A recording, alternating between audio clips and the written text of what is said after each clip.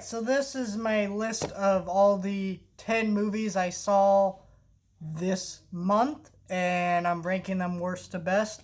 Um, so number one is Godzilla vs. King Kong.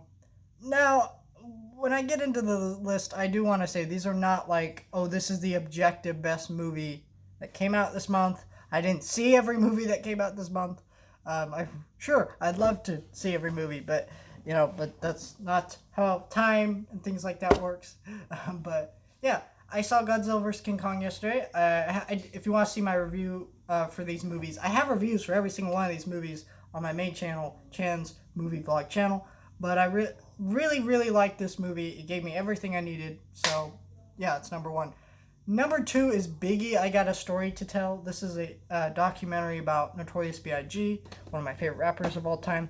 This guy, it does a great job going into his life and kind of what he dealt with and kind of what his rap means to the people, um, you know, in his culture, in his community, things like that. And it's pretty interesting. So, as someone who's a big fan of him, I really enjoyed this documentary. I learned a lot more about him through watching it. The second film, or not second film, third film on this list is 90s Kids. This is a documentary that goes over, basically it's about the original actors who played Punky Brewster and kind of goes into stuff that went on through her personal life, what she had to deal with growing up, things like that, being a child star. And it was pretty fascinating, pretty enlightening, and a lot of it pretty dark and messed up. um, so yeah, that's on this list.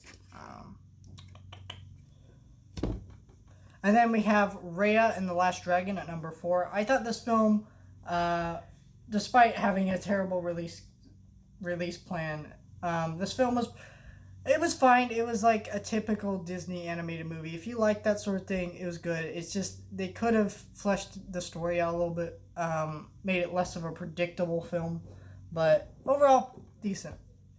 Number 5 is Boss Level, and Boss Level is this new Hulu film that came out this year, and it's directed by the director A-Team. It's a fun action movie. If you like that sort of thing, you'll like this movie. It's just that the director of this film has never made a film that's never been above, yeah, that was fun in the moment, and then you forget it. Next on this list is On the Room. This is a new National Geographic documentary that dropped on Disney Plus. This documentary was fine. It was a basic documentary.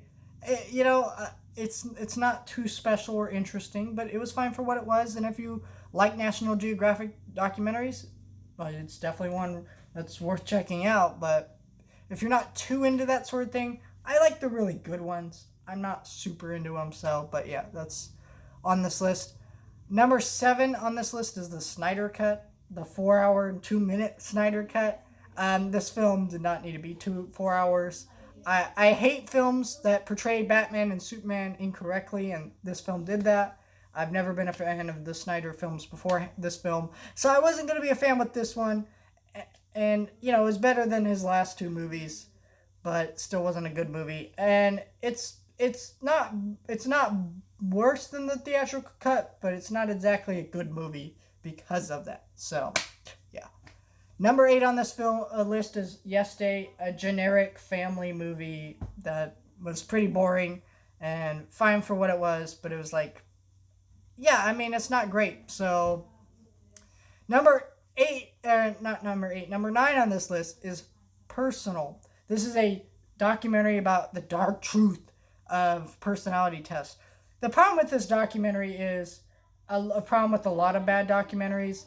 It is factually inaccurate, but it portrays itself as if it's factual, and because of that, people watch this film and get incorrect information. So because of that, I'm putting this film very low on my list because this is a terrible film no one should ever watch, because I don't want people getting the wrong idea from this documentary because it's inaccurate. It's a terrible documentary.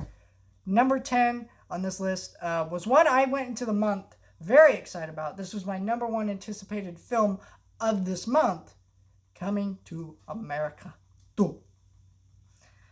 It was is quite unfortunate that this ended up being at the bottom of my list. This was the worst film I saw this month. But yeah, that's every film I saw this month, and I can't really say it was a bad month. I saw about 5 movies that I would say are pretty good. So, and then the other 5 were, but you know, very few of these films I would say I wouldn't would say were super bad or I hated watching or any of that. There's only really 2 of them, which is Coming to America 2 and Personal. Those 2 films were the really bad ones, but the rest, Rest Day was pretty boring, but the rest were fine. So it was a pretty decent month for movies. There weren't too many great movies, but there weren't too many bad movies either, and that's a good thing. So